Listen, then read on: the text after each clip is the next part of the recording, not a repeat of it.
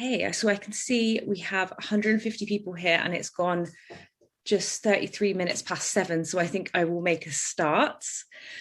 Welcome everyone to this exciting event on Hilary Mantel's The Mirror and the Light.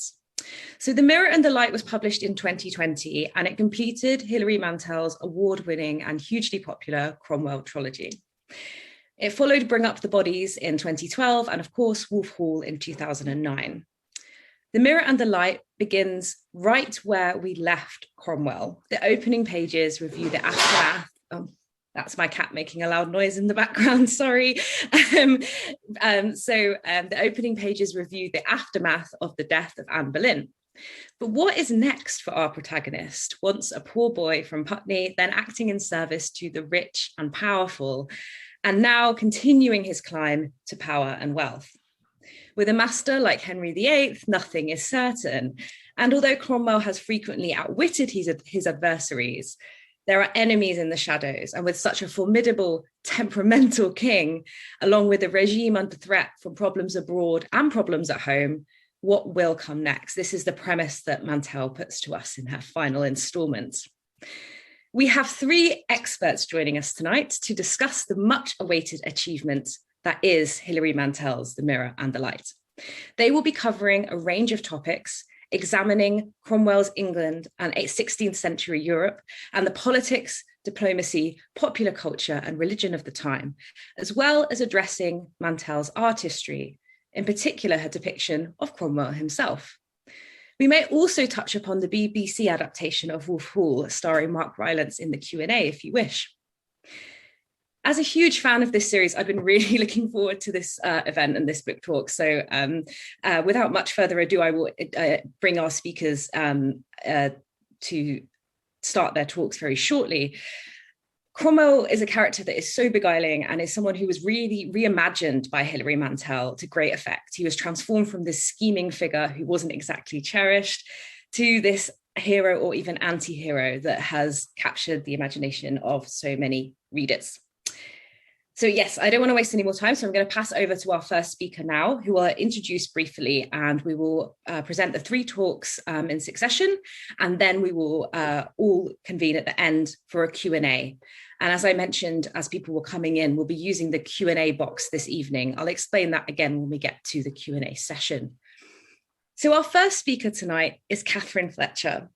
Catherine is the author of several books on early modern history, most recently The Beauty and the Terror, an alternative history of the Italian Renaissance, which was longlisted for the RSL Ondaatje Prize and the Historical Writers Association Nonfiction Crown.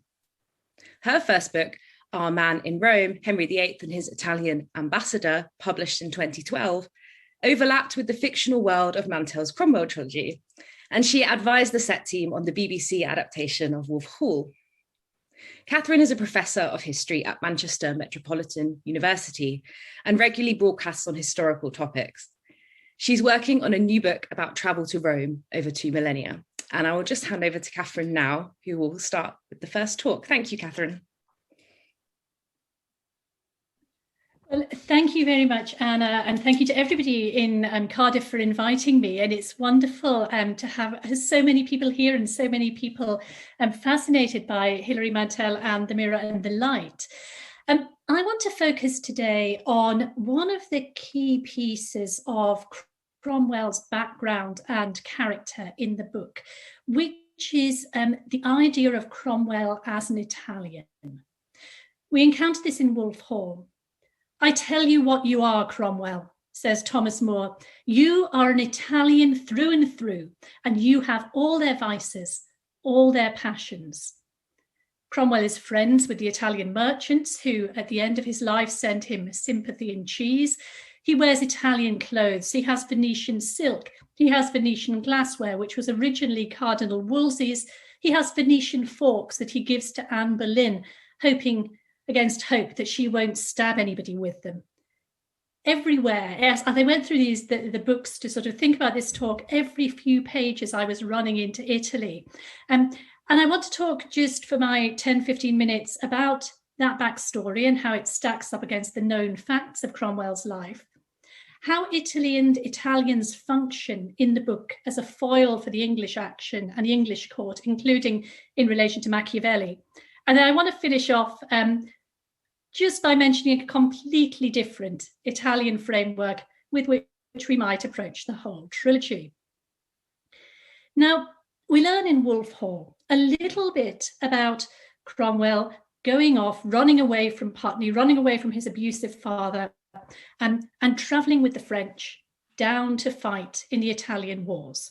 These were a real set of wars. They ran all in all from 1494 through on and off until 1559. And Cromwell goes to fight with the French, and he is established at the Battle of Garigliano. Now, that's one of the bits of this backstory that fairly well stands up to the historical record.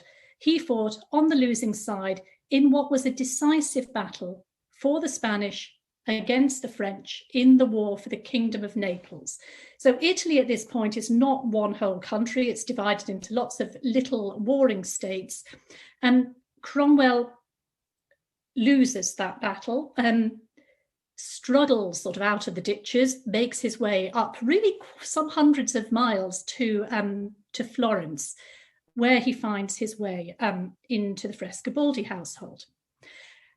We learn that much later on back in London, he's kind of entertained by rumours of an association with Cesare Borgia, who is another real-life personality that's around at the time, although we get the sense that he's just enjoying playing on Cesare's reputation. But overall, there's not a huge amount of detail of what Cromwell did while at war. We get a little story of a burial party in Wolf Hall. We get mention of the new weapons, which include handguns, which are a kind of novelty at this time. We get the description of Cromwell remembering a wartime death during the trial of Anne Boleyn and the people around her. And we get the Scaramella song, which I know Emily is going to talk about later, so I'll skip over that.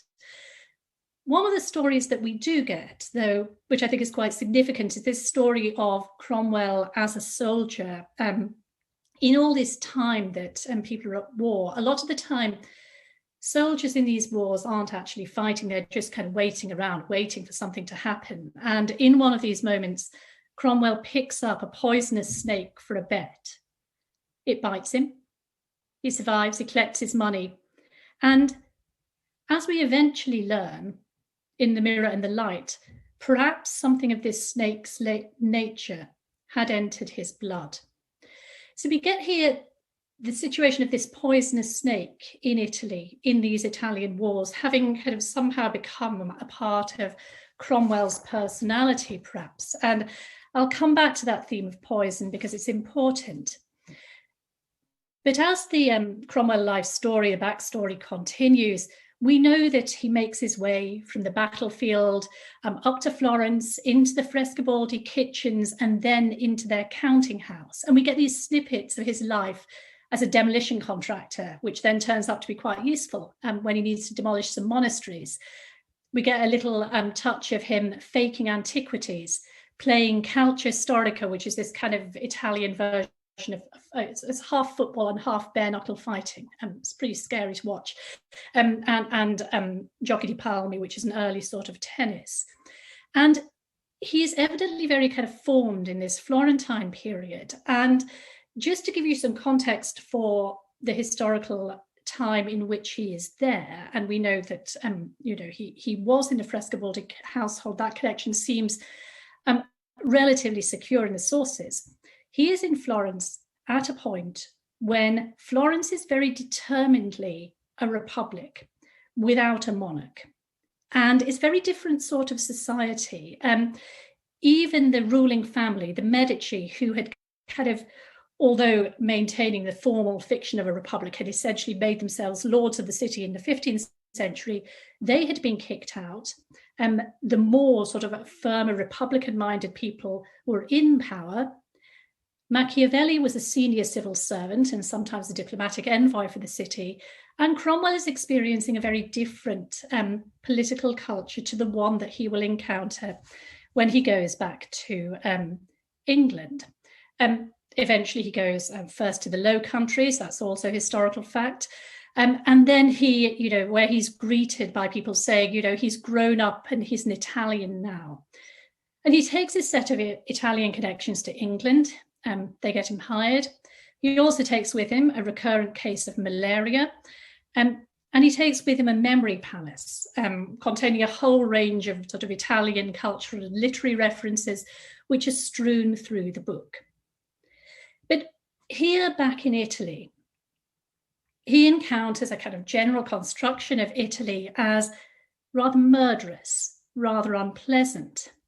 In Bring Up the Bodies, when Norfolk is in a conversation with Surrey about the possible poisoning of Fisher, Surrey observes that had Fisher been poisoned, it would have been no loss.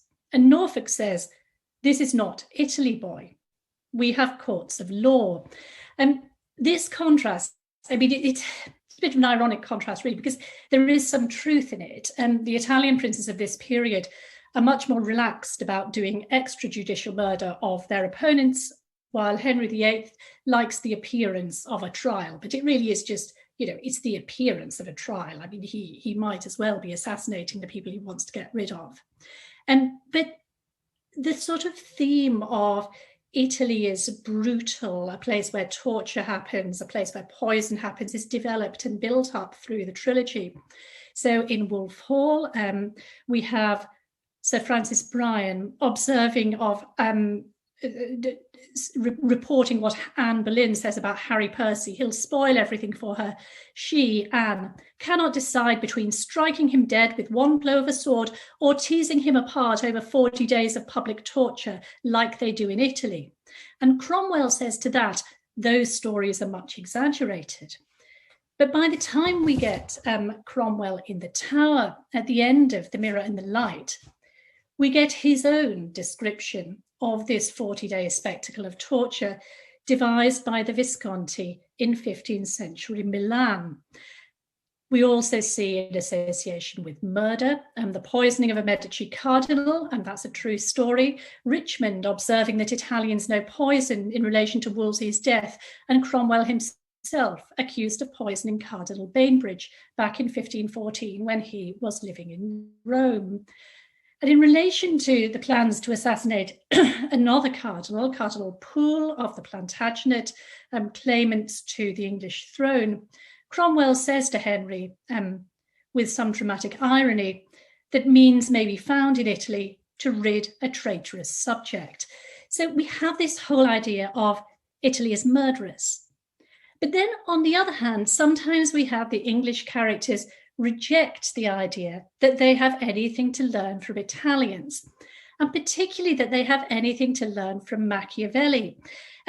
Someone says to him, what is in your little book, the prince? And he says, a few aphorisms, a few truisms, nothing we didn't know before.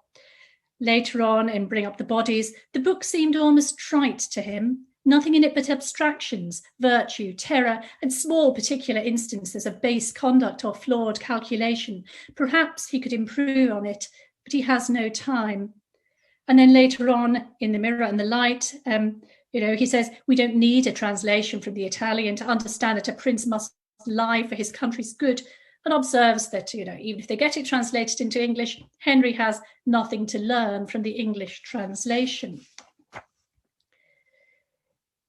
One very fundamental Italian issue in relation to Cromwell personally, though, is highlighted by Eustace Chapuis, the imperial ambassador, who shares an Italian sort of backstory with Cromwell, as a little joke in there that both of them only remember the sunshine. And Chapuis makes, I think, what is a very telling observation about Cromwell in The Mirror and the Light. When Mantel notes that, has Chapuis say that Cromwell, can't raise troops like the nobility. And the line is, in Italy, there are charcoal burners and ostlers who have founded honourable houses and left great names, but England has its own rules. Cromwell can't have that kind of social mobility in England in a way that he might have had it in Italy. And he later picks up this point and muses on it. If I'd stayed in Italy, I could have had a house in the hills with white walls and a red tiled roof. a colonnade shading its entrance, shuttered balconies against the heat, orchards, flowery walks, fountains, and a vineyard, a library with frescoes depicting animals and birds like the paintings in the chapter house at the Abbey. And he goes on to remember his promotion within the Frescobaldi house, from the kitchen gate up to working for the bank, and the fact that when he visited the Portinari, he was a friend of the young men of the house. No one said, "Here's the blacksmith's boy, don't let him in." And this is a whole different political culture of Italy. So there are quite contradictory ways, I think, to the way, in terms of how Mantel makes use of Italy and Italians in the book. So on the one hand, it's a bad foil to England. It's a place where extrajudicial murder happens, where assassination happens, poisoning and torture. On the other hand, it's a place of social mobility. And sometimes it's also, for Cromwell, a kind of romanticized place of memory, a glorious sort of nostalgia of sunny villa life. Just to finish, I promised you a whole different Italian frame, though, with which you might think about this book. And I was recalling, as I was rereading, a comment in the press from Hilary Mantel around the time that Wolf Hall was published, when she observed that Cromwell has something of the dark glitter of the mafia boss. And in relation to that, I was very struck by this bit in The Mirror and the Light from Cromwell in the Tower. Florence made me, he thinks. London unmade me. And I was just, had in my mind this echo of the concept of the mafia-made man. But if you want to think about these books as a kind of mafia thriller, and I'm not the first person to observe that Cromwell, in the mafia thriller frame, is not the boss. Henry's the boss. Henry's the godfather, and Cromwell is the consigliere from outside the family. And just like Tom Hagen in The Godfather can't be a made man because he's not Sicilian, Cromwell, because he's a blacksmith's son, can never truly be one of the made men, the noblemen of Henry VIII's court. Thank you. Thank you so much, Catherine. Yeah, a virtual round of applause. A great way to start our evening. Such a great exploration of Italy and the books as this place where violence happens, and then how that connects to the idea of stories and storytelling and hearsay in Mantel, which is so crucial in Cromwell's world, and how that conjures fear. But also Italy is a place of nostalgia too. Fascinating points about those contradictory ideas of Italy. And I think you'll have some questions maybe about the mafia thriller. I hope so. That's a great idea.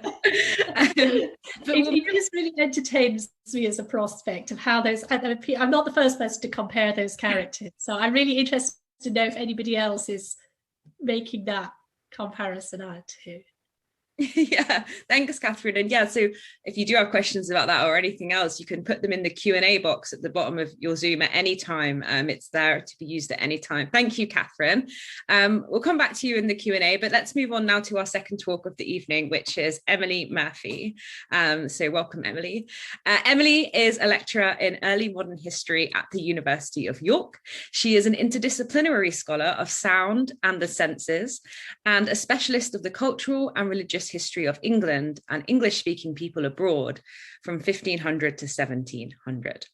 She has previous and ongoing projects that consider music, sounds and hearing, voice and language, and various aspects of performance culture. Her work has appeared in several major journals, including Renaissance Quarterly, the Historical Journal, and Renaissance Studies, and has featured on BBC, television, and radio.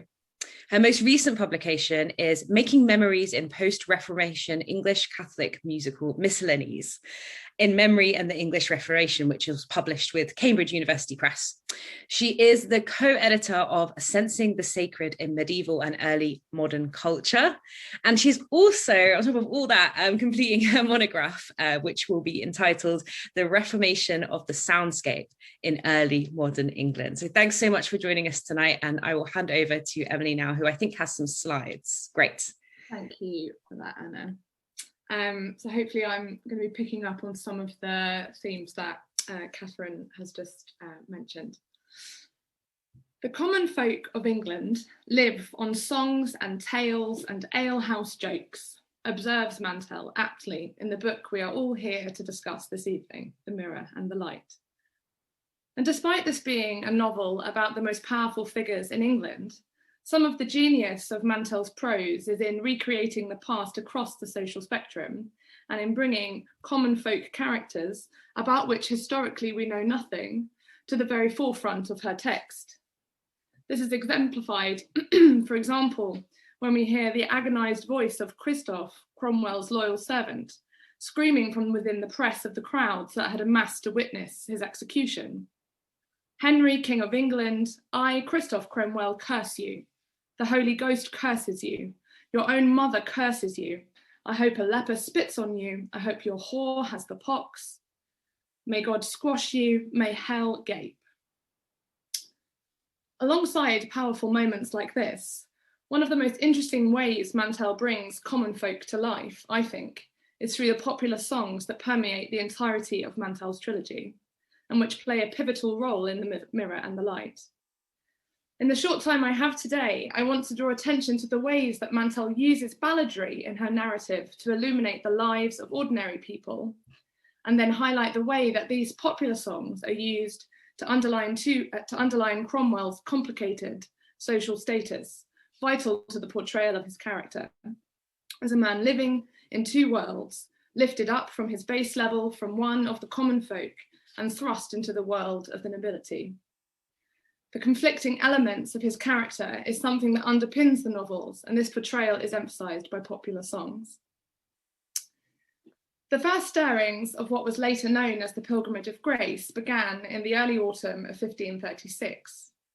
Rumours spread widely that the king had died, that Cromwell was planning to demolish all of the parish churches, that taxes were to increase to the highest levels ever seen, and that widespread famine was imminent. Rumours circulated during this period in large part due to popular song and broadside ballads, where information was bellowed and sung aloud by balladeers and news sellers.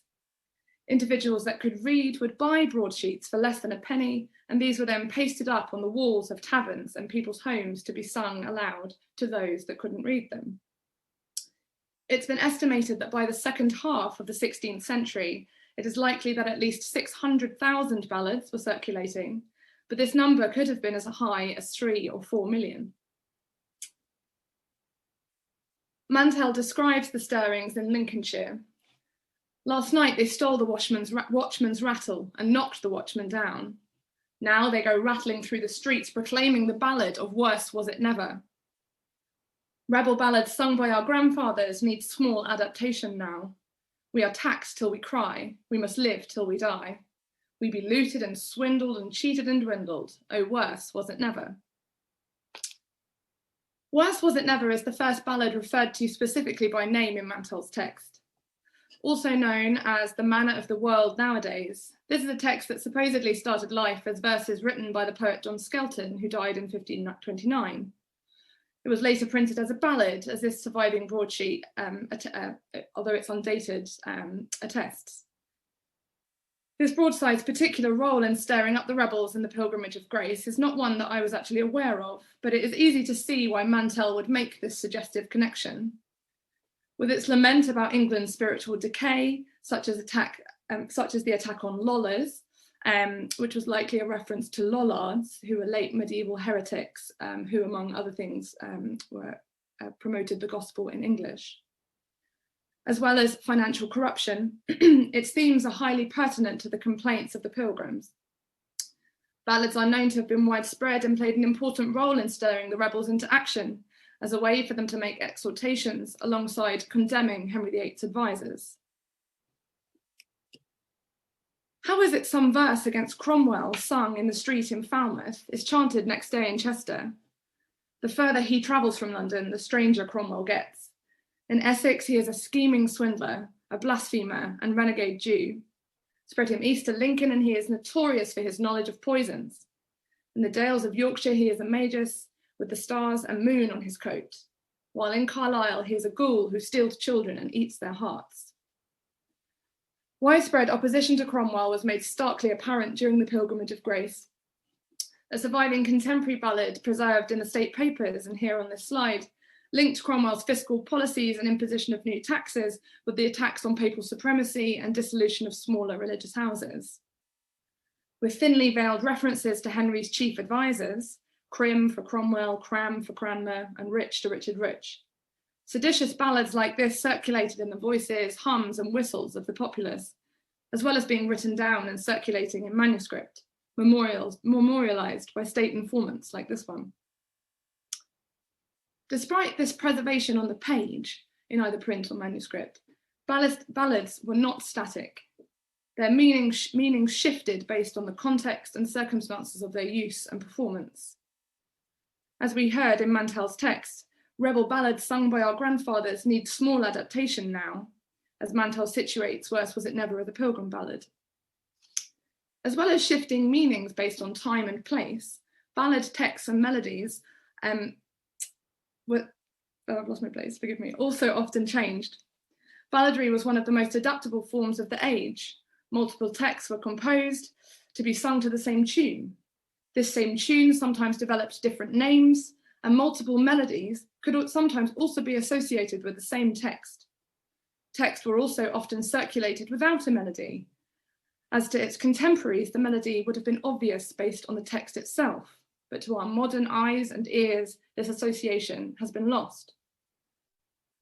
Unearthing these lost melodies is incredibly difficult for scholars, because even at the time, if the named melody for a ballad didn't actually fit the words perfectly, it was well known that the words some words could then be left out, or notes lengthened and shortened in order for it all to fit together.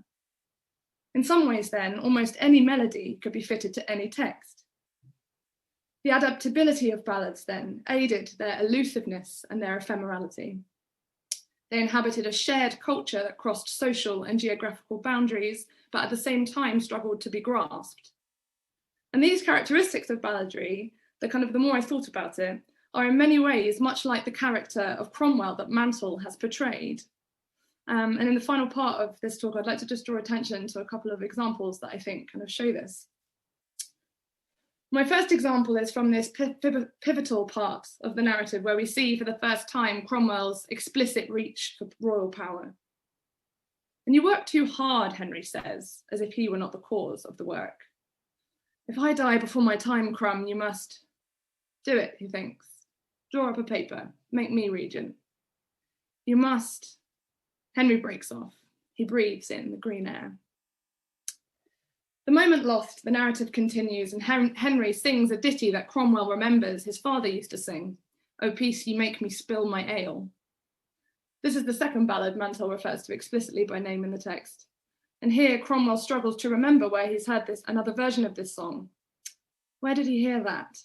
No women are assaulted in the King's version, and the words are cleaner. And I'll just play you a very short extract of a modern reconstruction of this popular song.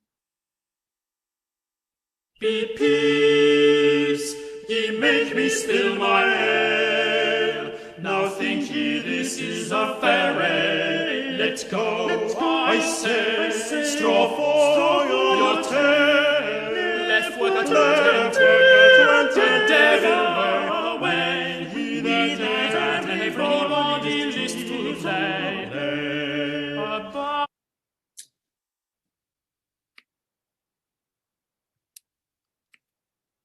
The rude version of this ballad appears later in what is another pivotal part of Cromwell's character development by Mantel and the description of Cromwell's murder of Eelboy.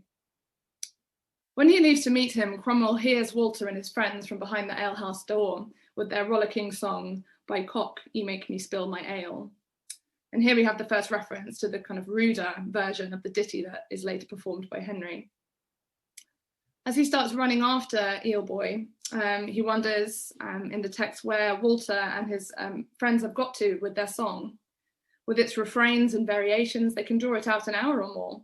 Walter likes to take the lass's part, squealing as she is backed against the wall. "Let go, I say." Then the men's chorus, "Abide a while, why have ye haste?" and mine pulling their breeches down. In this entire part of the narrative, the reader is being drawn in. They are Cromwell. Down in the cellars, your eyes have adjusted to the gloom. You want to laugh. You can hear the rasp of the boy's breath. You move towards him and you let him know exactly where he is. You might as well wave a flag, you call. You halt. If you stand longer and you have the patience, he will begin to cry, beg. Let go, I say. And here we have an echo of the song again. So Eelboy is impaled, and afterwards, as Cromwell is dragging his corpse along the floor, Mantel brings the ballad back again. Your pace is necessarily slow. Abide a while, why have ye haste? After he has left the boy, despite his temptation to curl up and lie down next to him, Cromwell goes back to the alehouse where Walter and his boys are still singing the song, roaring away, come kiss me, nay.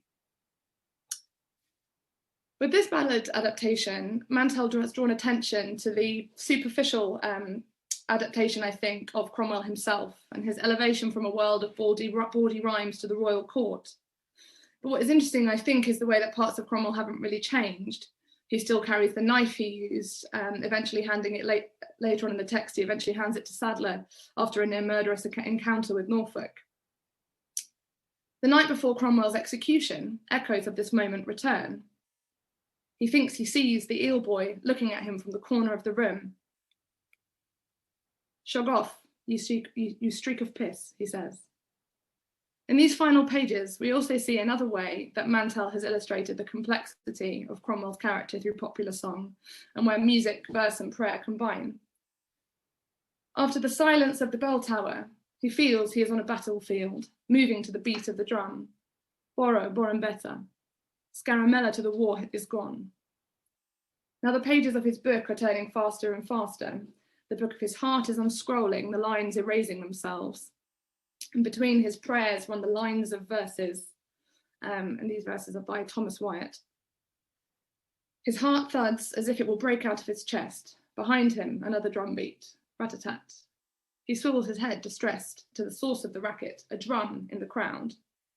The guard close in, as if to block his view. Why? Do they think it's a signal? Rat-a-tat. Do they think he hopes to be rescued? Scaramella falagala. With this song, Cromwell has returned to another pivotal moment of his life, his arrival at the Frescobaldi counting house, which was told in the first part of this story in Wolf Hall.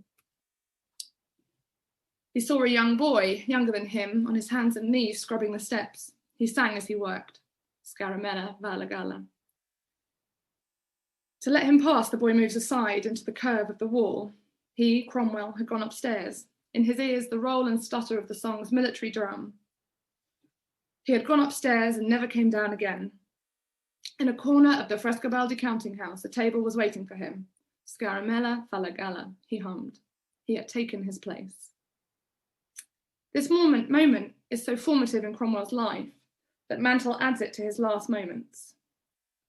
And I'll just play a little bit of this song, and I don't actually know a huge amount about it, so perhaps we could talk about it more in the Q&A, Catherine, but here it is.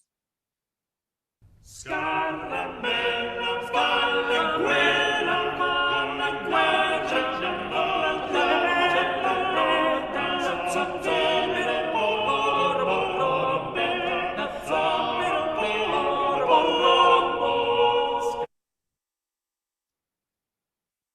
and we hear it again at the end. Scaramella. He kneels, he makes his prayer, drum beats, La Zombero, Borum, Borumbeta, blink of red. That's it. Thank you. Thank you so much, Emilie, for such a fascinating talk with some great musical interludes as well. That was really, really interesting. I think that idea of talking about how the popular songs really permeate Mantel's trilogy was really interesting. And I got so many thoughts about how the ballads are used to, thoughts about things I want to ask you about how the ballads are used to illuminate the ordinary people in the novels. And I really like what you said about how adaptable they are.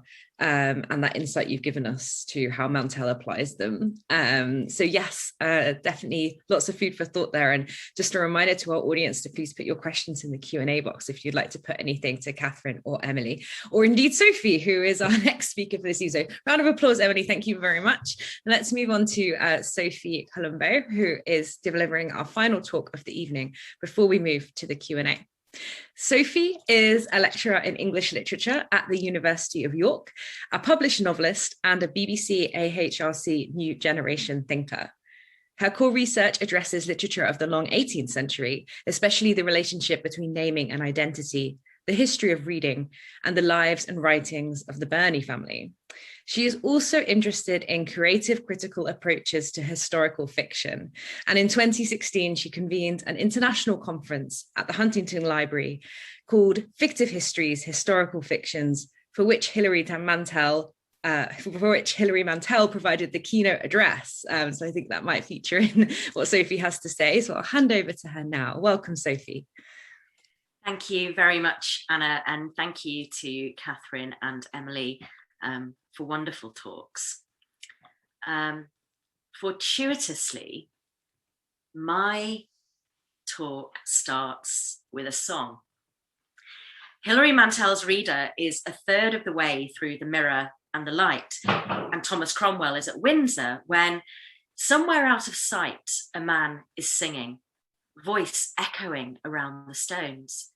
Now God defend and make an end, their crimes to mend. From Crum and Cram and Cremuel, St. Luke delivers such to hell, God send me well. He thinks, I believe that's Sexton. I thought the pest was crushed. Who is Cromwell, he asks the messengers. What manner of a man do you take him to be? Sir, they say, do you not know him? He is the devil in guise of a knave. He wears a hat, and under it, his horns. Who is Thomas Cromwell? These messengers, blissfully unaware of who they're addressing, think they've got the size of him. But Sexton the fool knows it's a bit more complex than that, and so does Mantel's reader. Who is Thomas Cromwell? He is Crum and Cram and Cramwell. He is singular and plural. He's a hero and a villain of Tudor history. He is fact and he is fiction. In the final instalment of Mantel's trilogy, his pronouns tick like strobe lighting. He is I, you, he, and we. As with the pronouns, so with the names he uses. In fact, throughout Mantel's trilogy, her protagonist is barely called Thomas Cromwell at all.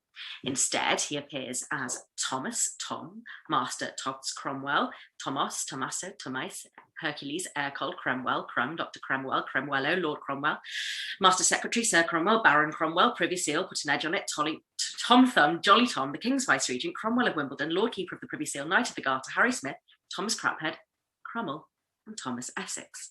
Unless the narrator challenges the reader at one point, you have a better idea. Today, I'm going to tell you about why I think this dizzying proliferation of names can tell us something really important about Mantel's trilogy and about the claims it makes for history and for fiction. Before discussing the trilogy in detail, especially The Mirror and the Light, of course, I'm just going to note one thing about names. Personal names are generally understood to work differently in factual and fictional contexts. And in this respect, the kind of historical fiction that Hilary Mantel writes is really, really awkward. Here's what I mean. In real life, most people understand personal names to exist to mark out a particular person, not to hold any inherent meaning of their own. So if we have a friend called April White, we aren't primarily thinking of either the month or the colour when we use her name. We think only of her. Now, she may, for all we know, have been born in April or way back in her ancestral chain. Somebody may have had a very pale complexion, but this is incidental when we refer to April herself. These meanings are dead, trapped like a prehistoric fly in amber. In fiction, though, names are understood to work differently. People generally presume that names are made up by the author and that they're intended to carry meaning rather than reference. That is, the character name is selected or constructed primarily to create a particular effect in a reader's mind. Charles Dickens's Mr. Gradgrind, Philip Pullman's Lyra Silvertongue, Agatha Christie's Hercule Poirot, all of these names are calibrated to create certain effects in the mind of the reader, rather than to point out an existent real individual.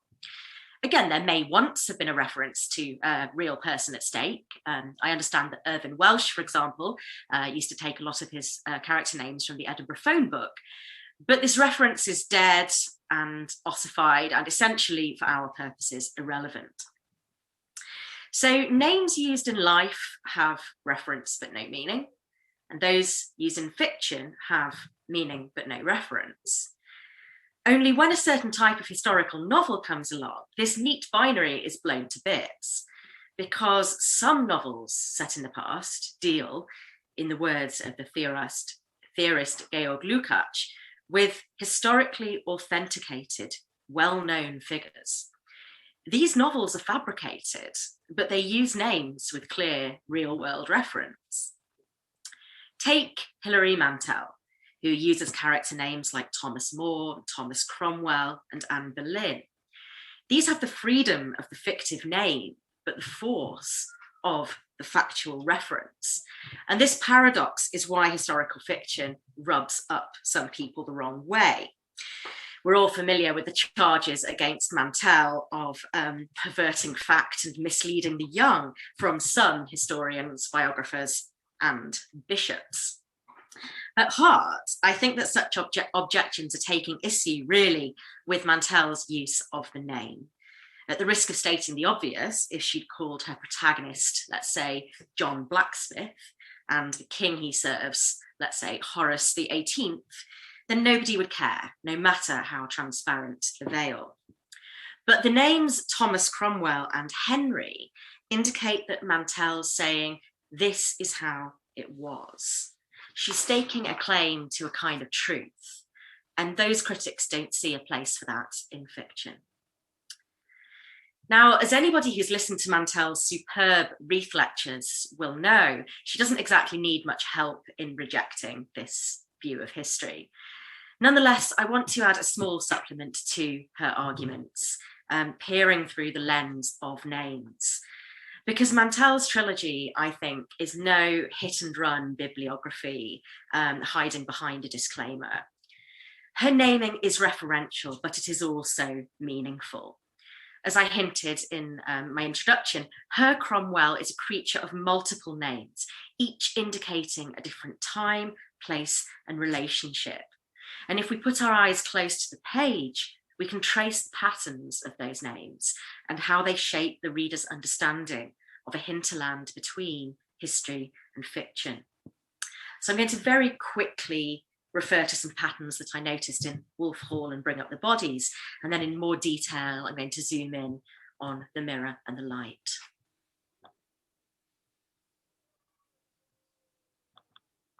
In Wolf Hall, even before the page numbers start, Mantel draws attention to the multiple names of her protagonist.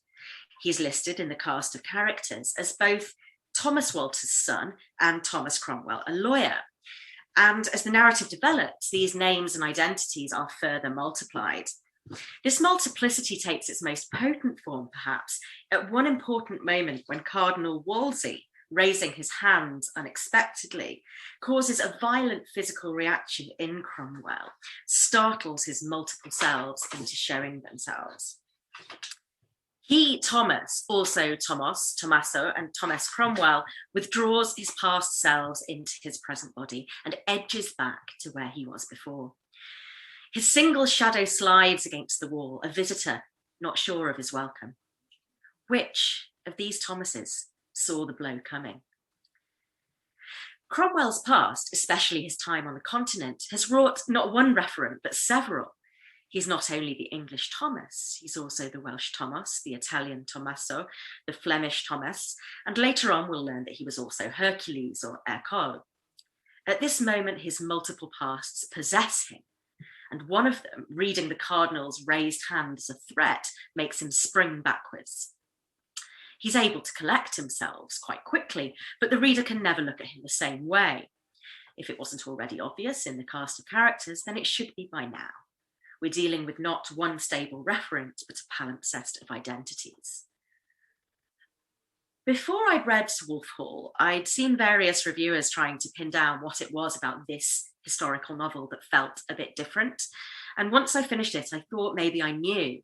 For me, it was this flickering referent, the way that Cromwell's strobing names demanded that I both follow him with my eyes and every few pages remake him, make him anew. And there's something to that paradox, I think, of the way that we process the past. But I didn't really put it to myself clearly at that point. To clarify it, I'd need to read the second instalment, 5 years, I think, later. In the cast of characters for Bring Up the Bodies, Cromwell is entered only once, but at greater length. He's now Thomas Cromwell, a blacksmith's son, now Secretary to the King, Master of the Rolls, Chancellor of Cambridge University, and Deputy to the King as head of the Church in England. So from the beginning of this second book then, the close relation between names and jobs is brought into focus very sharply. In this book, chummy nicknames will characterise both Cromwell and his fellow courtiers, drawing attention to the homosocial bonds that weave ladders to power. Yet one form of naming will still elude Cromwell, and that's those aristocratic titles that not only signify rank, but also confer access to the highest level of diplomatic negotiations. Barely 50 pages in, the reader learns that Cromwell has a new name. Henry and his privy councillors have squashed him into Crum. On one level, of course, Crum is an affectionate diminutive, but it's also a way, isn't it, to make a big man small, to remind him of his lowly and derivative status. Cromwell himself is aware, it seems, of the double edge of the name. He advises Thomas Wriothesley to use this name if he must, only behind his back. Cromwell also observes that he's far from the only character to have a nickname. In fact, they're catching like a contagion. Thomas Boleyn is Monseigneur, William Fitzwilliam is Fitz, Richard Rich is Sir Perce, and Thomas Wriothesley himself, of course, is Call Me. Henry, who veers so wildly between haughty formality and desperate neediness, is sometimes Henricus Rex, and at other times plain Harry. In its insistence that actors have many names, the second book in the trilogy shows Cromwell, I think, leaving his mark and setting a fashion. It constructs a court mimicking the trend that he has started, that of the fractured name. And yet, at the heart of Crum, there's still an absence. The title, My Lord, that bridge between being and doing, is withheld from him. Cremuel remains a nobody. Plain Master Cromwell goes out at morning, plain Master Cromwell comes in at night. And somewhat to his own surprise, Cromwell finds that this really annoys him. When the contemptible Charles Brandon tells him that he is not fit to talk to princes due to his lack of a title, he knows that Brandon's words will go round in his head when that head touches the pillow.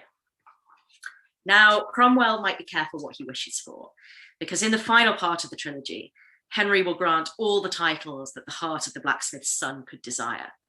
But almost instantly, it will become outré to have too many names, or at least to believe in them too fervently. Cromwell's inability to understand that names derive their power from the giver, not the holder, will prove crucial to his undoing. No Frenchman can ever pronounce his name, the reader is told, as the Calais headsman wipes Anne Boleyn's blood from his sword. What a strange thing to think about at such a time, the reader might muse. Only, of course, it's not, because the irritation Cromwell displays at the headsman's mangling of his name is also a sign that he's starting to care about a little thing like pronunciation. This is a hint of an important shift in his outlook, from a nonchalant indifference towards names, he says in an earlier book, you can call me whatever you want, to a fatal investment in their properties. Because, once father to the long-awaited son, Edward, Henry's grip on a clutch of titles suddenly relaxes and Cromwell finds himself ennobled beyond all precedent. Vice-regent Sir Thomas, Lord Cromwell, to have so many posts and titles, Jane Seymour notes, is a thing never seen before. Cromwell's unique configuration of names makes him special, and he takes that very seriously. Jane Rochford, letting a master secretary slip, is admonished, "You must learn to use my new title, madam." And when Norfolk taunts him that northern children are frightened by the name of Cromwell, the response is uncharacteristically petulant. Lord Cromwell would be more polite. Cromwell of Wimbledon, Lord Keeper of the Privy Seal, Knight of the Garter, Thomas Essex, the names pile up. And they all come, of course, from Henry, who insists that they bear meaning as well as reference. If I say Cromwell is a lord, he is a lord. Now, what's curious is that Cromwell himself, so used to interpreting Henry expansively, takes these words literally. Like the Cornish blacksmith Anne Boleyn, whose folk legend fascinates him, Cromwell starts to fancy that his name might tell you who he is. And this, I think, is Cromwell's tragic error in Mantel's rendition of the story. Because, of course, the Mirror and the Light hinges on Henry's ability to change his mind, or perhaps more accurately, to think two opposing thoughts simultaneously and completely sincerely. Having piled a dozen names on his friend's head, he can still maintain that he would not trust a man with two names, even if he were my own brother, as he sentences John Lambert, aka John Nicholson, to an excruciating death. Now, the parallels with Cromwell sitting silently in the gallery are clear enough, but if they weren't, the narrator takes care to remind us that the man who watches Lambert die several pages later is not only my Lord Privy Seal, but also Thomas Cromwell, alias Harry Smith. The abruptness of Cromwell's final fall is Mantel's best proof that she really does work from the historical record. No mere maker-up would ever truncate this narrative so sharply, squishing the denouement like a cartoon character running into a wall. But these final 70 pages of the novel do possess a certain internal equilibrium, and one of the motifs that provides it is the revived presence of Cromwell's old nemesis, Stephen Gardiner. Gardiner loses no opportunity to hit Cromwell where it hurts when he's asked to address his old foe by the names he's earned. He tells him, "You have no title. It's gone, Cromwell. You are no more than God made you." But this memo hasn't reached the redoubtable Kingston, Warden of the Tower. "You are Essex until I'm told otherwise," he says. These two opposing views lead Cromwell to reflect, in his final few pages, on the size of an earldom and the nature of a name. He is not sure if his earldom is a little thing. Sorry, I've got the wrong slide there. He's not sure if his earldom is a little thing. In the sight of God, perhaps it is. But he had felt it this last 2 months as a protection, a wall the king had built around him. Is the name a big thing or a little one? Does it have meaning or only reference? Did Henry make Thomas Cromwell, aka Thomas Essex, any more than God did? And what's the good of a wall that can't repel the enemy? The reader never receives answers to these questions, just as she never receives any firm confirmation whether Cromwell is Earl of Essex when he lays his head on the block. The question, who is he, first raised almost 2,000 pages previously, receives no definitive answer. Mantel's cumulative attention to names throughout this trilogy amounts to more than the sum of its parts. It works to produce in the reader an enlightened frustration, a certain uncertainty. By taking the character name and then fracturing, mutating, and decentering it, Mantel makes her historical fiction a way of reflecting back on the fictiveness of history. Hayden White famously said that historical narratives themselves are verbal fictions, the contents of which are as much invented as found. And much scholarship in recent years has put the historical novel in dialogue with White's statement, showing how it works through self-reflexive techniques to destabilise the very notion of fact. Mantel's trilogy, by deploying a name that's both referential and meaningful, thickens and enlivens our sense of how historical knowledge works. As Mantel herself puts it in her final Reith lecture, historical fiction, if well written, doesn't betray history, but opens up its essential nature to inspection. As such, Hilary Mantel's naming contributes towards, to some extent redefines, White's project. If we are to get the most from The Mirror and the Light, a book with infinite reserves of richness, Then, along with Sexton, who, like any good fool, has a dash of wisdom in his folly, when we look at Thomas Cromwell, we must be willing to contemplate Crum and Cram and Cromwell too. Thank you. Thank you so much, Sophie. A huge round of applause there. That was just capturing exactly what is so endlessly fascinating about Cromwell, and I guess how we think about Cromwell as someone reimagined. And I just know that the artistry of historical fiction for me really came out in your talk, and that's really important when we think about Mantel today. It's just so much more than basic storytelling, of course. And I really like what you said about the idea of following and remaking Cromwell as a reader, and how integral that is to the book's success. So yes, I'd like to welcome the panel all back on the screen. I can see you all now, and we're going to settle into the Q&A. So we have about half an hour to put our questions to the panel. Do grab another cup of tea or a glass of wine and join us in yes, cheers, a bit of a discussion about Mantel's book. This is the interactive bit, so we want to hear from you, the audience. There's the Q&A box at the bottom of your screen. If you click on that and put your question in there, I will read it and put it to the panel. I wish you could hear Catherine, Emilie and Sophie, that there were 152 people here would have been applauding you if we weren't all virtual, so it's great to have such a large audience. So actually, quite selfishly, I really wanted to start by putting a question that might go to all of you, if that's okay. And I wanted to ask you about the ending of The Mirror and the Light. So yeah, I hope everyone here, I mean, I don't know if spoilers is the right word, considering it's a historical novel. That's a question in itself, isn't it? But I wondered if anyone would like to speak to that a bit more and the powerfulness of the ending. So Emilie was obviously talking about the verses used in the final pages before the execution. And I was also thinking about how Cromwell kind of loses his name and his status in relation to what Sophie was saying at that point at the end of the text.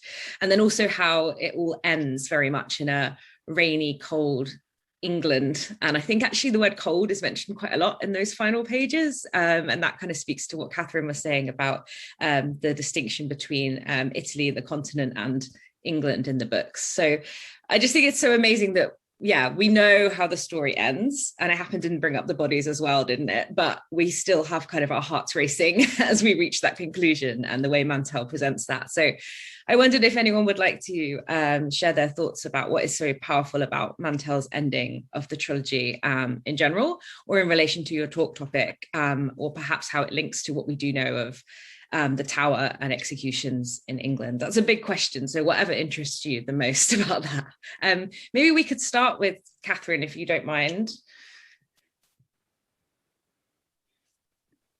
Oh gosh, I mean, there's so much you could think about this. I one of the things that struck me most was the kind of the contrast that Mantel draws between the sword that has executed Anne and the axe for Cromwell, because there's a little bit here which says, you know, right on the second last page, after Anne's swift end, he had spoken with the headsman. He read the words engraved on the blade, speculum justitiae ora pro nobis. So that's the mirror of justice, pray for us. They don't write words on the head of the axe. And I think that, you know, this sort of sums up the contrast. You know, Anne, for all that, you know, she was not royalty either. You know, she has been allowed to keep some of that privilege of having the execution by the sword. They have this sort of sense that here is the mirror of justice, for all that it's been an absolute travesty of a trial. And he was involved, you know, he was at the center of arranging that. And it was kind of Henry's decision to call in the headsman, right? So it's like, you know, so but I think that again kind of draws us back to this contrast between, you know, the ordinary axe for Cromwell, the outsider who's never going to be properly one of the courtiers, and Anne, who retains that level of favour and privilege. He hasn't even got that anymore, and she did. And that's the kind of way that sort of in death he really is just dropped back into the sort of, you know, the mud and the dirt at the side of the Thames and back to where he came from. And I think that's, you know, that was just sort of one little bit out of very, very many that I could pick out. But let's see what other people think.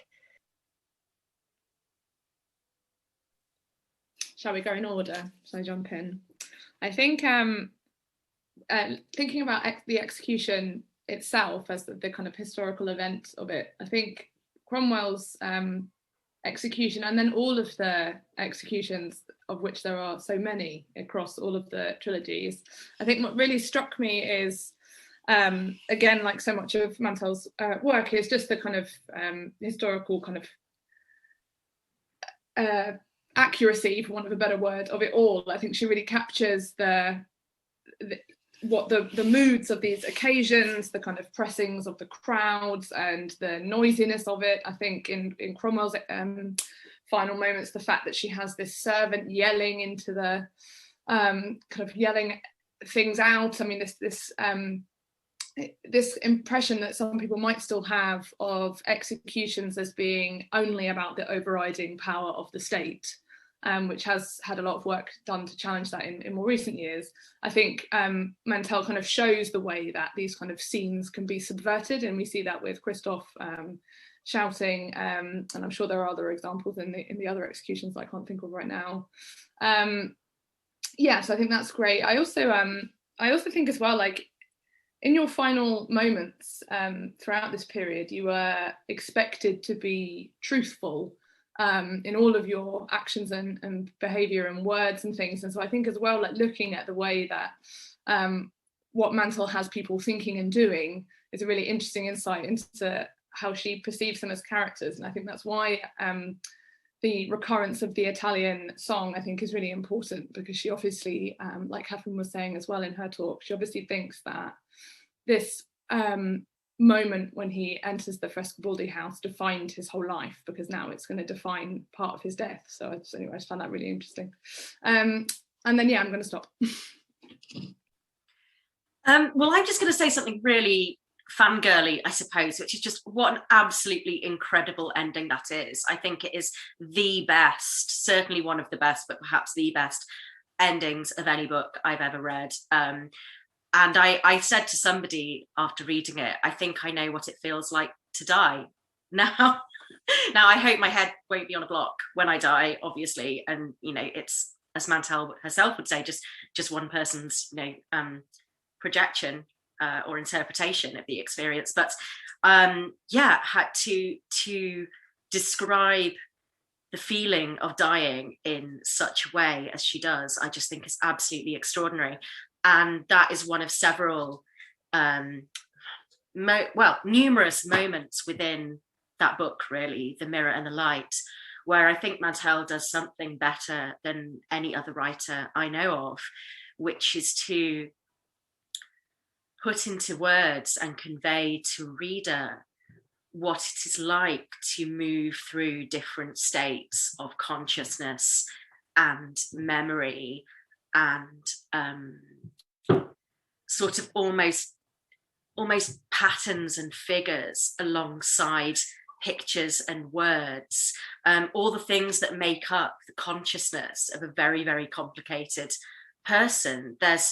And, you know, these come out at moments of crisis. Obviously, his death is one, but when he has kind of fevered dreams, there's this bit earlier in the book where there's a large number of pages devoted to simply what is moving through Cromwell's head on one of those nights when, you know, you can't sleep and you're really tired, but you can't sleep. And there's just all these scenes from your previous life and weird images that you don't know where they came from and horrible nameless guilt about things that you've done or might have done, just all kind of piling on top of each other, all these palimpsestic selves.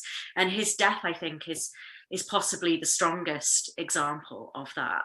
But there are others. So yeah, I thought it was extraordinary. Yeah, thank you. That's a really, really great, interesting answers to the question. It just reminded me just how kind of chilled you feel when you actually get to that point in the book. That's great. So I have, I'll move on to some audience questions now, because that was a bit selfish of me to ask mine first, but thank you. It's something I really wanted to put to you all. And thank you once again for 3 such fascinating talks. Lizzie has a question. So Lizzie asks, the Tudors already hold such a prominent place in our historical consciousness and imagination. What do the panelists think Mantel has added to this conversation with the trilogy? Has she added something new or challenged it? I will throw that out there if anyone wants to take that question. I might as well go first on this one, because I think my response is going to be quite short, because this is something that I said explicitly in my paper, I think, after your question, Lizzie. For me, it's the way that she names her protagonist. That is different. I don't know of any other book that does that. Now, that's not to say that other historical novels don't do very interesting things with names. They do, but not to the extent that she does, that kind of strobing effect of these different cells. And you, on one level, you always know who you're thinking about, who you're following through the pages, but on another level, you're slightly alienated all the time by this name switching. You don't really know, in the same way as the pronouns, or a similar way. And there's something of that, I think, in how we process the past as well, that knowing but not knowing. So that would be my answer of what Mantel does differently. So perhaps I can observe that. I mean, this is not solely from my own point of view, because I think from my own point of view, I came to Tudor history through studying it in quite a sort of scholarly way by reading the expert accounts. But in the course of, talking to lots and lots of people about this period of history and often being asked about the books, one of the things that came out to me in terms of public reception of them was how many people, particularly in Catholic schools, had been brought up with the idea of Cromwell as the bad guy, and the saints, Thomas More and John Fisher, as the heroes and the martyrs. And so for them, these books, I think, have, on one hand, are quite difficult for a percentage of their readers, because actually they were very much shifting the emphasis towards understanding the person who had historically in that narrative been the villain. And I think that's a whole, that is one, and because that's not my upbringing at all, and it wasn't kind of narrative that I was familiar with, but I think clearly, they're quite destabilizing, even in relation to, I suppose, A Man for All Seasons. For people who grew up with A Man for All Seasons, it's like the flip side of that narrative. And I suppose that, perhaps it's the nature of fictions about the Tudor period to go through picking up a different person to be the intriguing protagonist who we're going to relate to, in a sort of, in a cycle. And, I think that part of the fascination of these books, also for historians who work on the period, is that actually they are an occasion in which a sort of fictional intervention has, I think Culloch says this in his new biography of Cromwell, has kind of prompted rethinking and new research questions for the people who go back and work on the sources. So I think there's all sorts of ways in which asking the fictional questions and the sort of dealing with the challenge of writing this period in a fictional way, which requires you to think about the sort of internal life of your protagonist, which requires you to think about setting and context in a different way to what historians typically do, has impacted both on readership, but also on the kind of the professionals in the history industry, which is quite rare to be able to say that, I think, for historical fiction.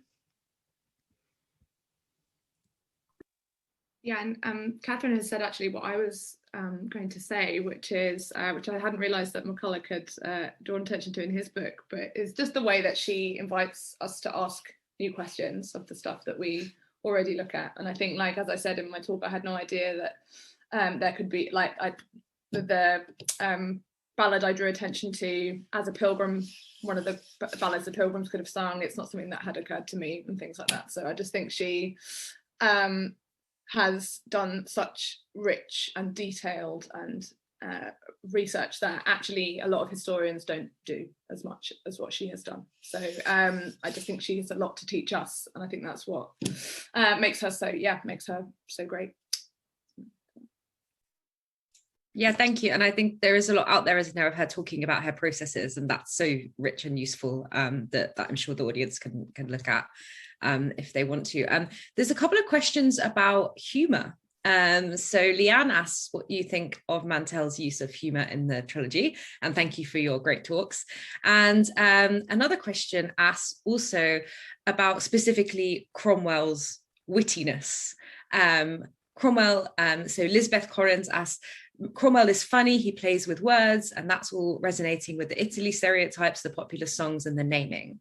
I'm not sure historians managed to capture that wittiness as a very human and contextual quality, and I'm curious if they've managed to capture some of that in their research, and or if this reading encouraged them to read things differently. So humour and wittiness. Maybe we'll go around the other way. Emilie, if you don't mind, I'll come to you first if you have any thoughts.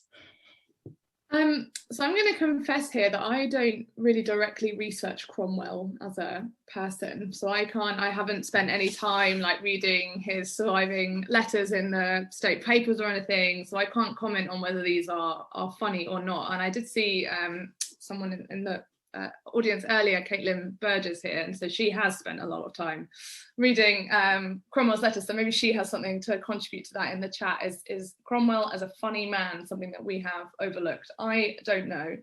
I do love, however, the wit obviously in the book and the character that he has created. I think as well, like something that I noticed is that shifts in the books is responses to funny songs. I feel like you get quite a diversity of responses to people like Sexton and Fools singing, and it's I won't go on too much, but I just find the situations in which you hear people singing, it doesn't ever seem to be a consistent response to it. I think it will just sometimes these things are seen as funny, and then sometimes they are absolutely not. I have a vague memory of the ballads and things that were produced in the run up to Anne Boleyn's execution and Bring Up the Bodies, and I think Norfolk makes some kind of crude comes up with some crude phrasing about Smeaton strumming a lute and things, which is all quite gross and hilarious, and anyway, versus responses to kind of ballads and libels in other parts of the Mirror and the Light. Anyway, I'm going to stop waffling and let someone else chip in with something more profound.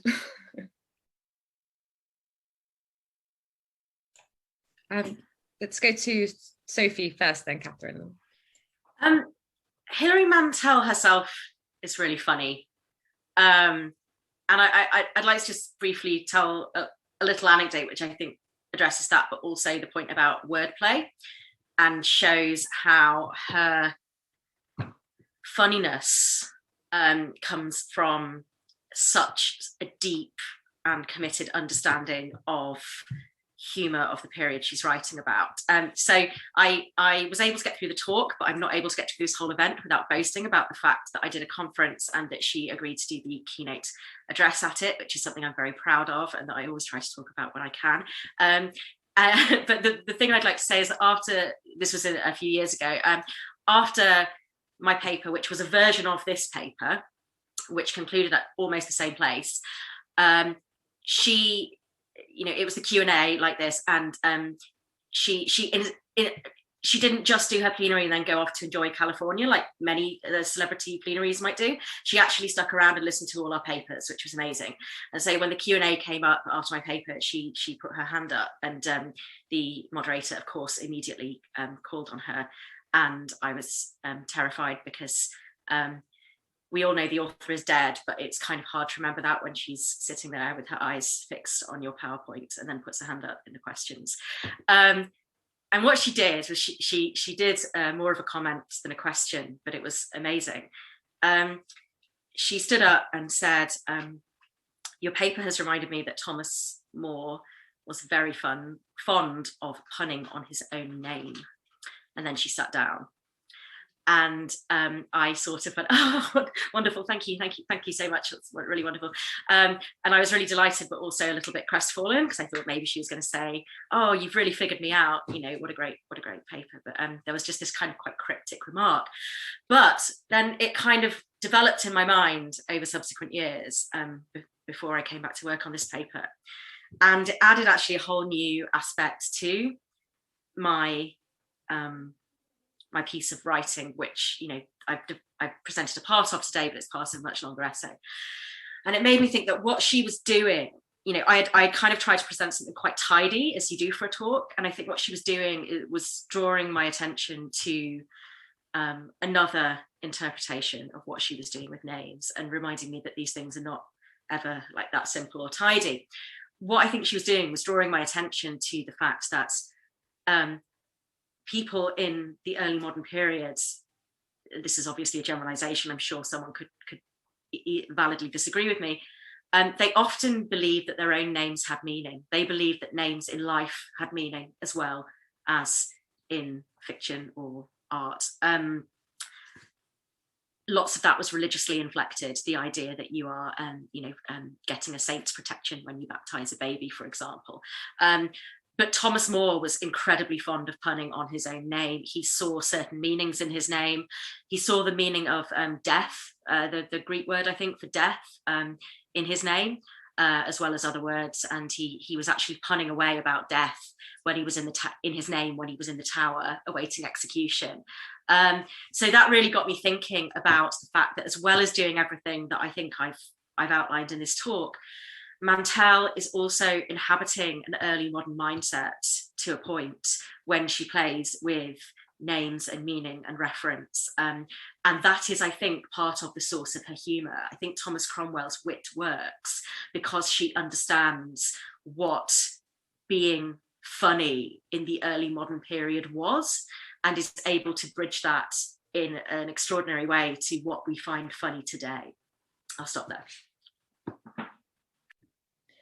Yeah, I wanted to pick up this point also in relation to a question I spotted in the chat, which is about the relationship of these novels to our own political culture. And I think that there is, one of the things that has always struck me from doing my PhD, my PhD was on the diplomacy of Henry VIII's first divorce, and it used that as a case study for how diplomacy worked. And so I read thousands of diplomatic letters. And one of the kind of really weird things about reading diplomatic letters from the 1530s is that at some points they will be discussing like all these kind of weird bits of gossip that are incredibly alien to our own world, like how somebody had a vision of 3 suns in the sky above Naples and it was bizarre, and all the dogs went crazy, or something like this.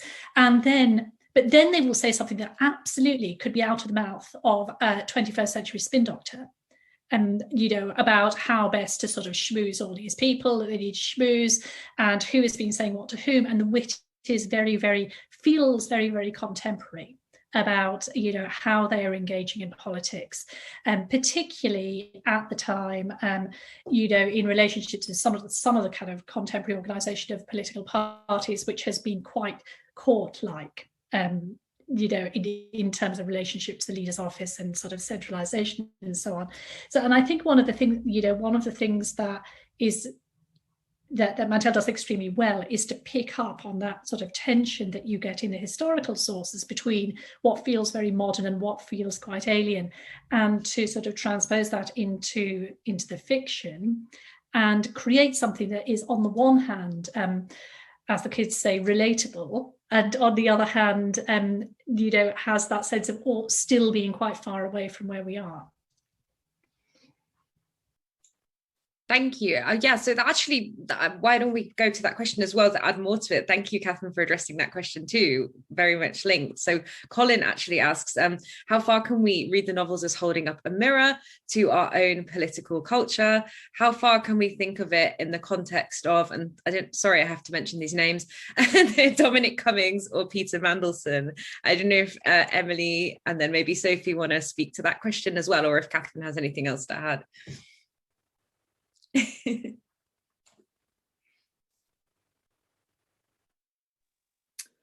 I'm not sure.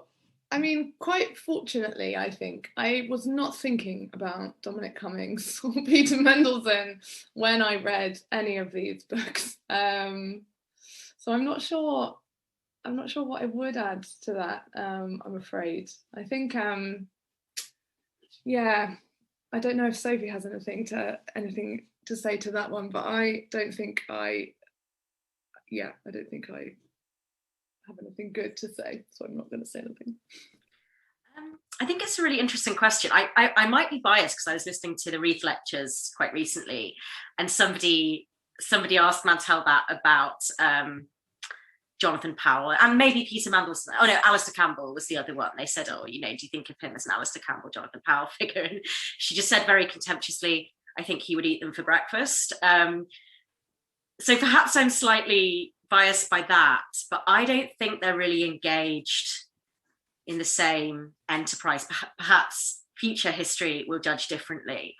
But I think I think Mantel's depiction of Cromwell is as somebody engaged in a project that he thinks is right and good and much needed for the good of the country, for the good of people, through Henry as God's representative, but also for their material benefit.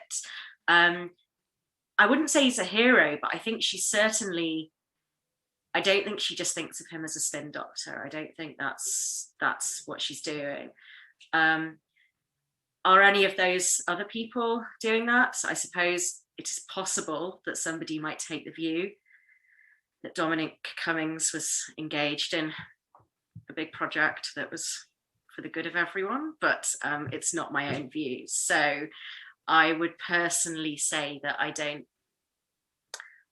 wouldn't draw that parallel myself. I think if you do want a Tudor adaptation that does that parallel in a very slick and actually very interesting way, it's the 1998-9 film by Shekhar Kapoor about Elizabeth, in which Geoffrey Rush plays Francis Walsingham bang on as a spin doctor, and Elizabeth has her image made very much as all those kind of 90s, 80s, 90s politicians had their images kind of constructed. And I think that for me is the film that really does that parallel brilliantly. But this book this trilogy is doing something entirely different. Yeah, thank you. So to bring it back to the Tudor period, I wonder, there was a specific question from Leslie just about the ballads, Emilie, and I wondered if you could say a bit more if you wanted to know more about the ballads, which Leslie said were wonderful, and it was great to have them as part of your talk, where you could find out more information about them and listen to more of them.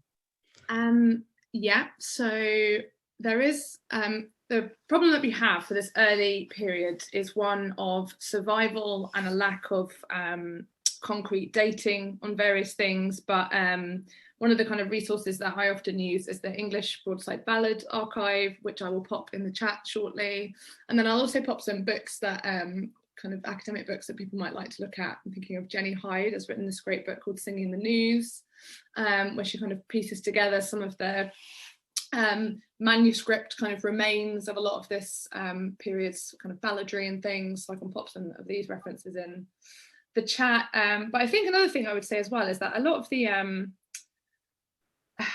when I talked about ballads not being static, I think one of the really interesting things that does happen with ballads from this earlier period is how they evolve into other things. So you have this, and I don't know really enough about this Scaramella song, but and again with the kind of the John Skelton poem that becomes this kind of 4-part kind of motet. These are these have a whole different range of ways of being performed, is what I'm trying to say. They might start, something might start, say, as like Sexton making up a pun on Cranmer's names in the street, and this can evolve into something else and become memorialized.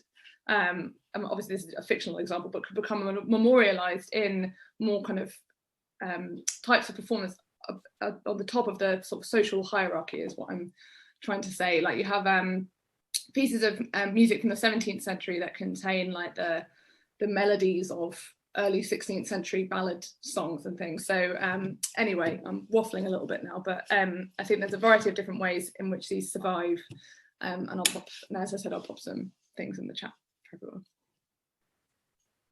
Oh yeah, thank you, Emilie. And I can see Catherine's put something in the chat related to that too. That's really great.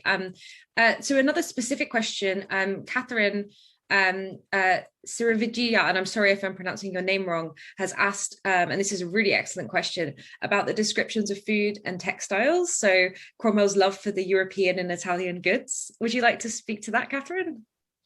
Well, I mean, just briefly, I mean, I think we know it's true that he did like really get people to send him parmesan and so on over from Italy, and there were, people were the ambassadors and so on, and envoys who were over there on behalf of the Tudor court were very aware that he liked his gifts to be brought back.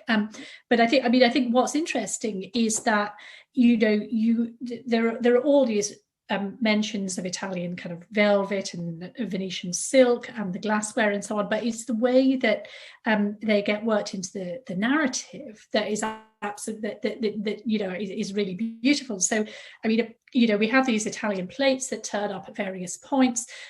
Right towards the end, we get a moment where these plates have pictures on them, and they are used in these kind of jokey ways where you get your plate, it's got loads of food on it, you eat the food, and then there's an image underneath it, and we have this image of the fall of Troy.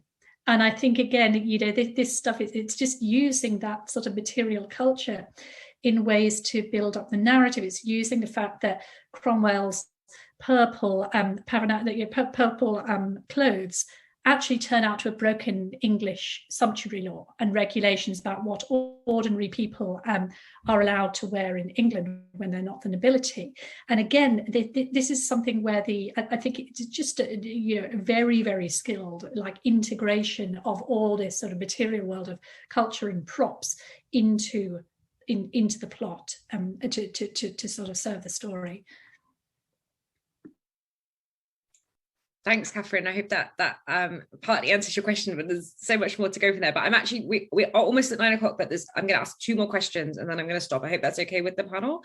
So there's just one very specific one for Sophie that I would like her to speak to, because it's a really great question from Caitlin Bird, who asks about the use of pronouns.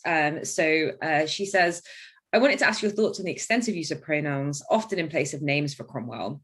I often considered the use of he as creating a sense of anonymity or unknowability around Cromwell. But as mentioned, there's a definitive shift in the last book. How do you read this shift, particularly the use of you instead, in relation with the shift in proper names used? Sophie. Yes, that's a really excellent question.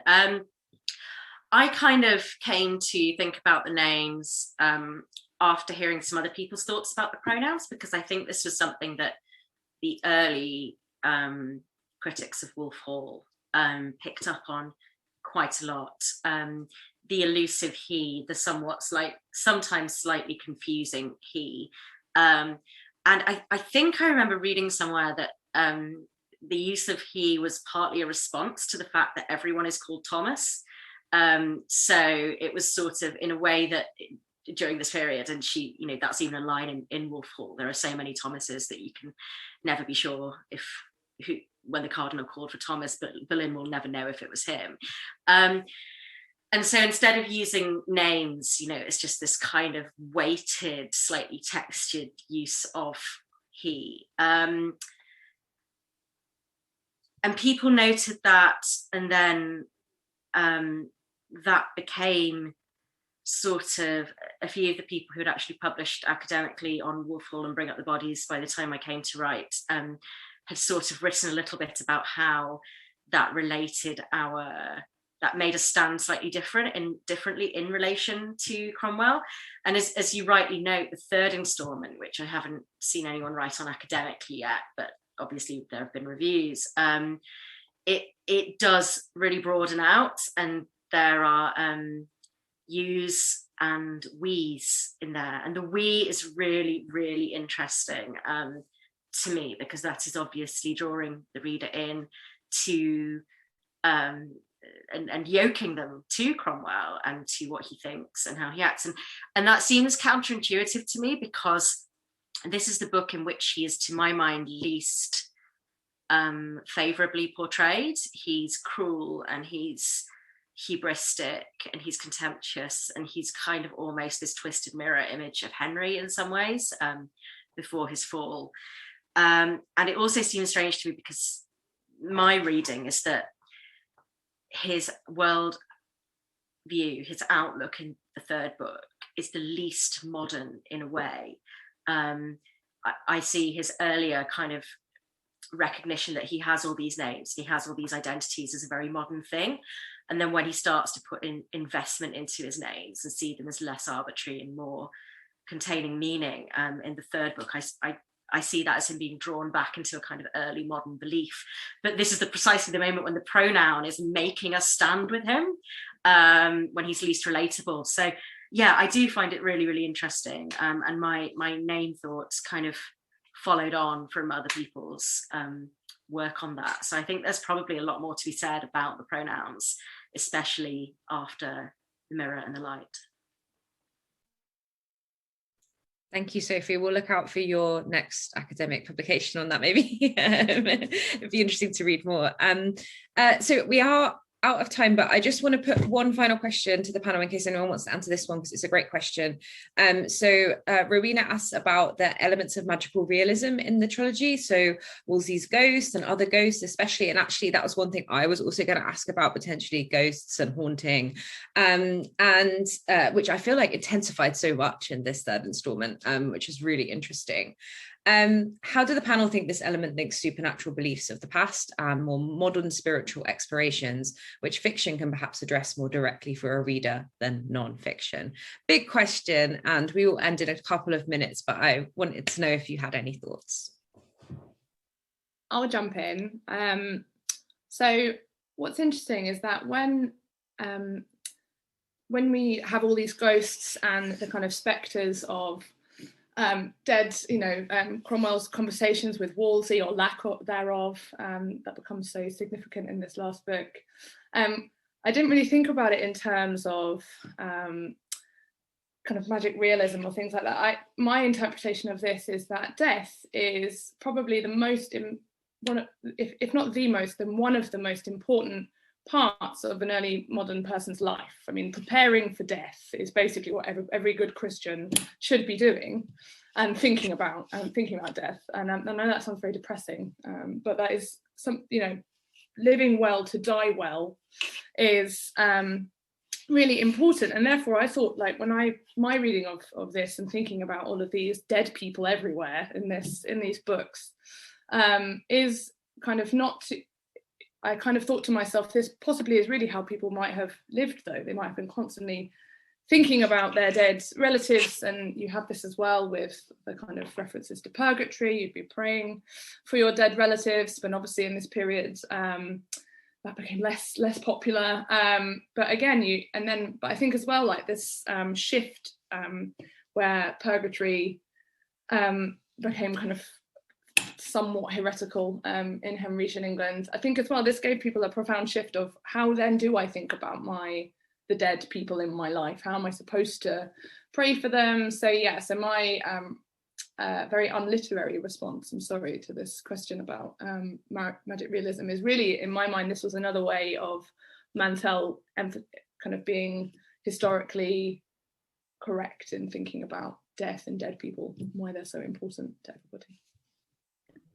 I think I would also say just to add very briefly to that, that also on a non-literary point, I think the kind of recurring tertian fever, which is most likely malaria. Obviously, they don't know what malaria is. So there is a kind of reference to bad air, which sort of establishes it as likely to be that. And I think, there is an observation in The Mirror and the Light that he doesn't know how long he's going to live with this. And I think that's quite interesting, because that sort of sets up a drive to do as much as possible, because you don't know how long you're going to live. He's already lost his wife and daughters. He's lost who knows how many people back in the past on the battlefield.